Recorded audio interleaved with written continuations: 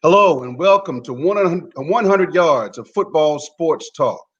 I'm your host, Coach Kevin Bull Jones. In today's segment, high school segment, have a great visitor that stopped by to chat with us for a little while and just talk about his experiences coaching on the high school level. But the special caveat to this part, and he's been a veteran football player in the NFL for 14 seasons, no other than Jeff Saturday, former legendary center for the Indianapolis Colts. So if you like the show, please come in and join. Once again, 100 yards of football sports talk.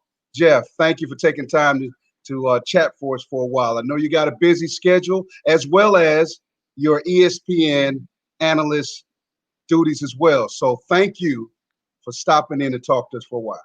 I appreciate it, Bull. Always glad to be with you, man.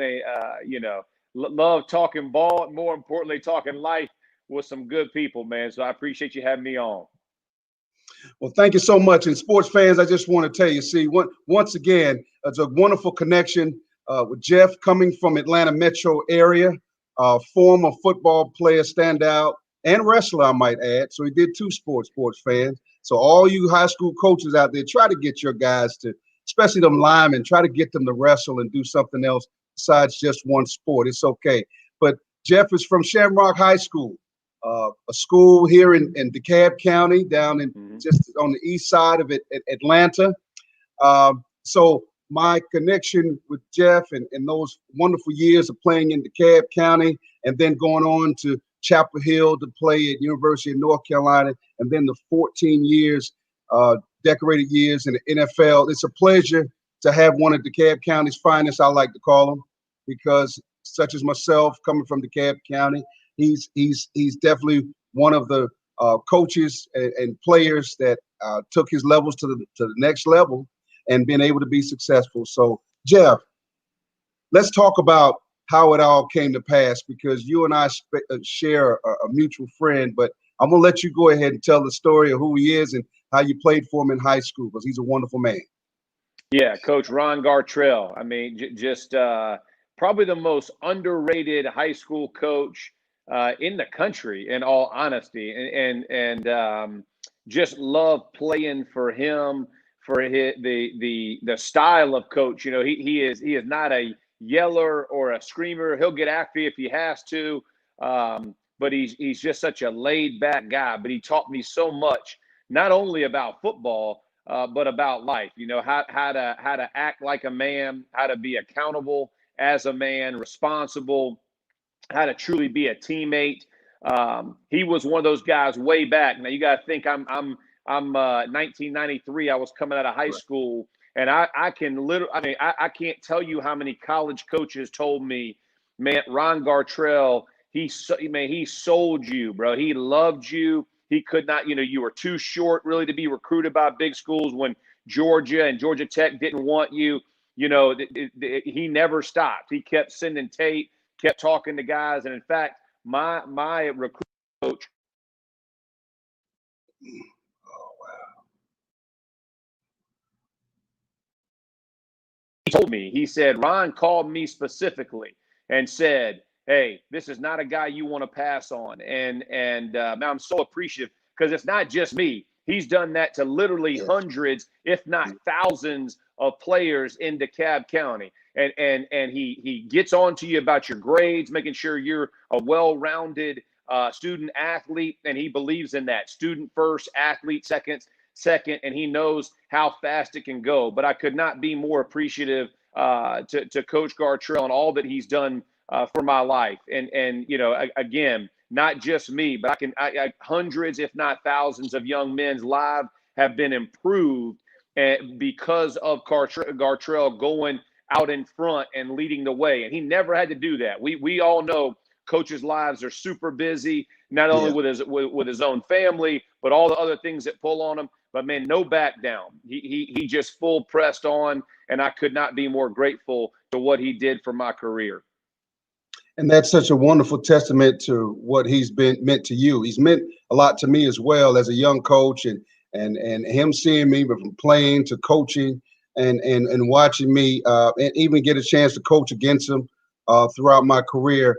He's always had those soft words of wisdom that have helped me as well. And it's funny because we talk about it now, and I try to pass on some of the stuff he gave to me. I try to pass it on to these young coaches out there. I don't know if they listen as well as I did because I was just raised to listen to people that took time to talk to you. But he really had a moving part in my life in regards to being a quiet example of success in helping kids.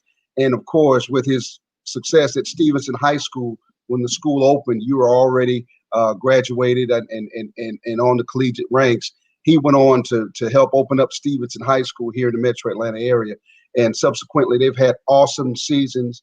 The list goes on and on in Georgia.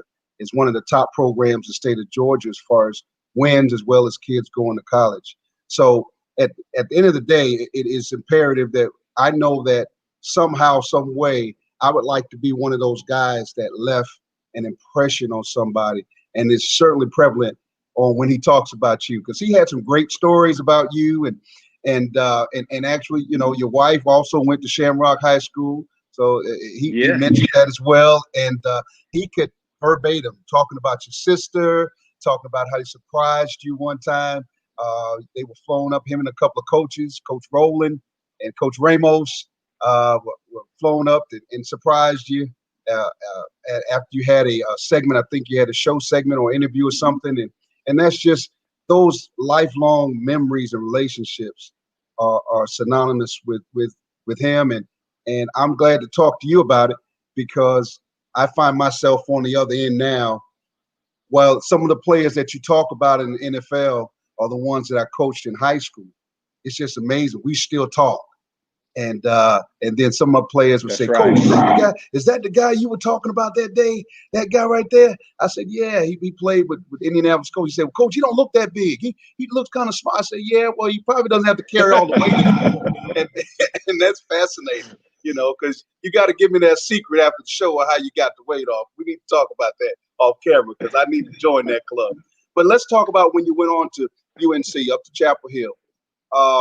Tell me how that whole transition for you went, knowing that Coach Gartrell and other schools looked at you, but, you took your talents up to Chapel Hill and moved forward from there. Talk about that.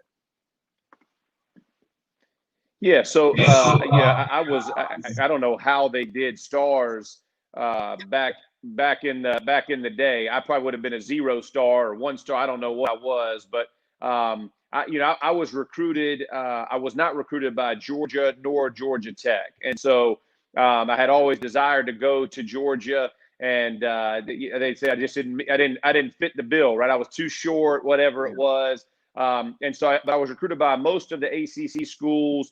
Auburn, some SEC, but not the ones here in Georgia. And so when I was looking at it, it really came down between Clemson, North Carolina, and Army are really the three places that I had looked at. Right. I'd like to say I was disciplined enough to be a West Pointer, but at the time I was not. And so it came down to those two. And my mom, who was a teacher, actually in Gwinnett County for well over 30 years, she, they said, listen, education is going to be huge. And at the time, Clemson, their graduation rate wasn't nearly as high as UNC.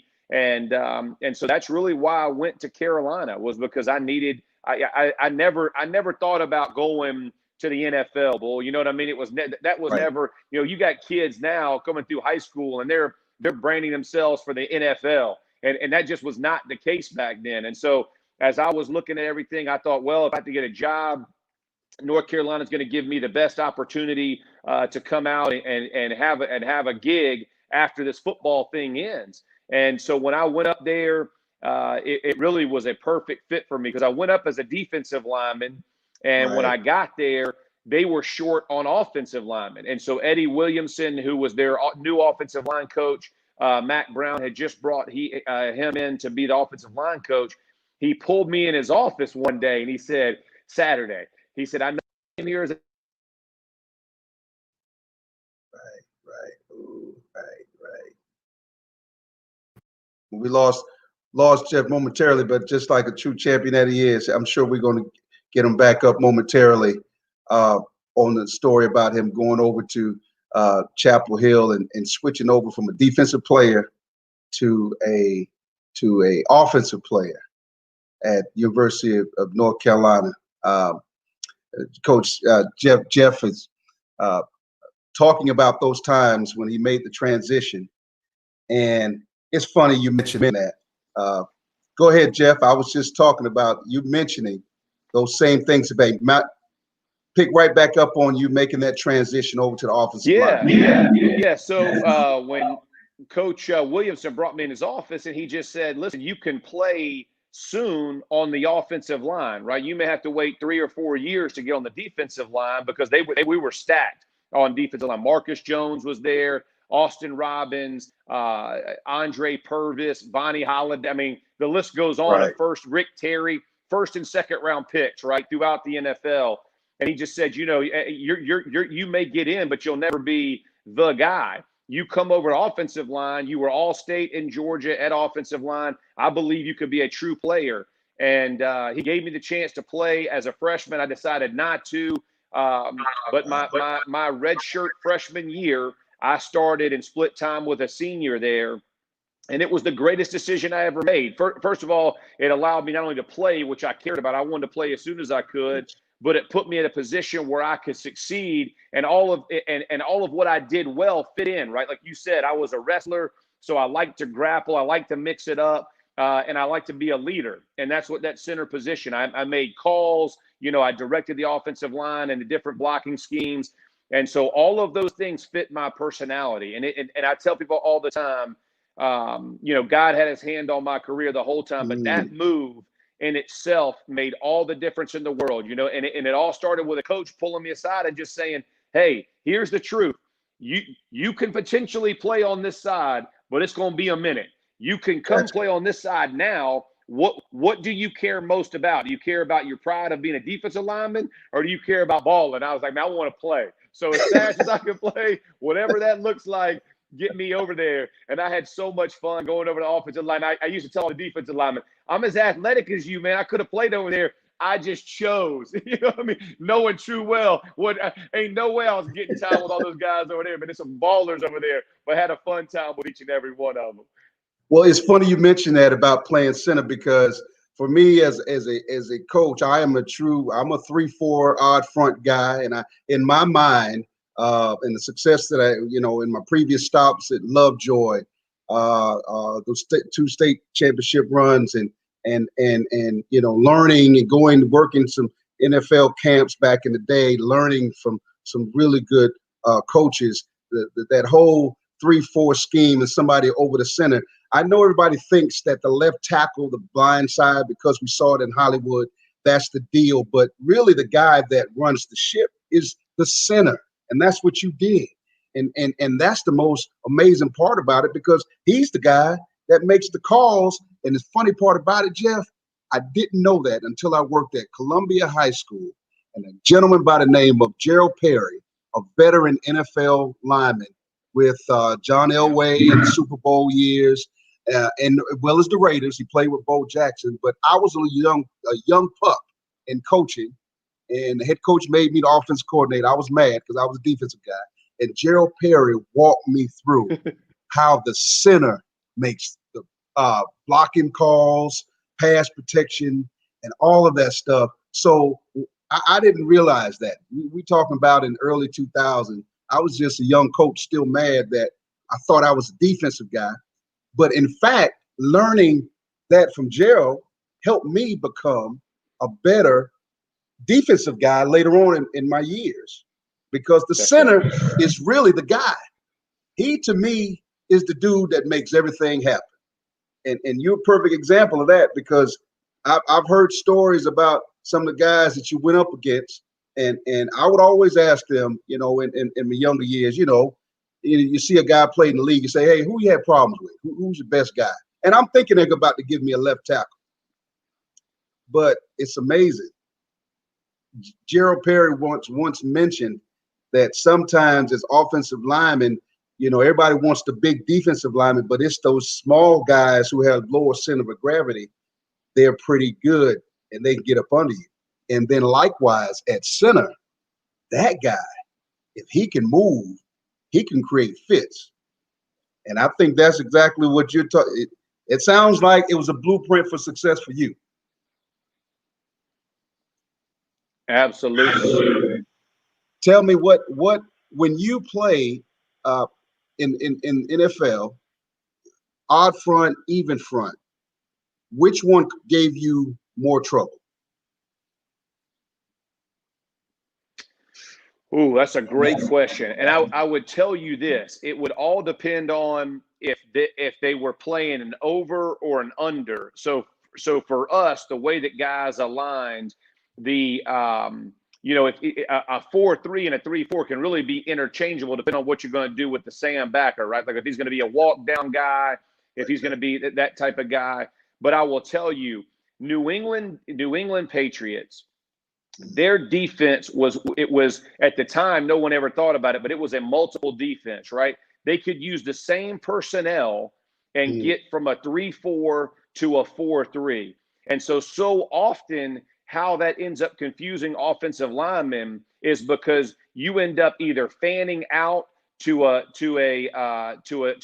basically a linebacker who you shouldn't be, which gives a mismatch to the backside by himself. And so I always felt like teams that could go multiple, right, always gave us the most fits, because when a defensive lineman can play head up nose, or he can side over and play in a shaded gap, or even really in a 2-eye on the inside shade of that guard, for that reach block for that center becomes almost impossible, And so many times defenses are predicated, and you hear people talk about pass rushers, especially in the NFL, which is true, right? Pass rushers are a key position, but the first and second down defense, which is usually your base defense, those interior two guys can give you nightmares, whether it's a Vince Wilfork, to your point, who was a shorter, stouter player, or a Chester McLaughlin, who was a 6'5", every bit of 330, 340, and could play at that same spot.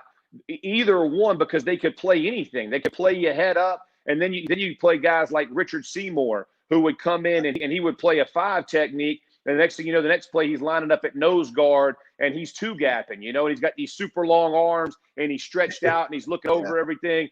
And so I always felt like anytime you cover up the center, you are limiting the downfield blocking, right? Because I was the guy who would get to the next level, go chase that Mike or that Mo backer, get him tied up, make him run side to side instead of downhill, so advantage us. When you start protecting them using that nose or even slanting that 2 technique, it becomes very difficult. So I think odd fronts for me are more difficult for that front line, especially in the run game. Now you get pass game, and I think that was the advantage for us, was unless you're bringing 5, if you're bringing 4 out of that, I'm gonna stand up pretty well. But if you're one of those teams who's risking it, kind of like the Steelers do now, right? The Steelers do that with that odd front. They love bringing that 5-man look even out of that 3-4.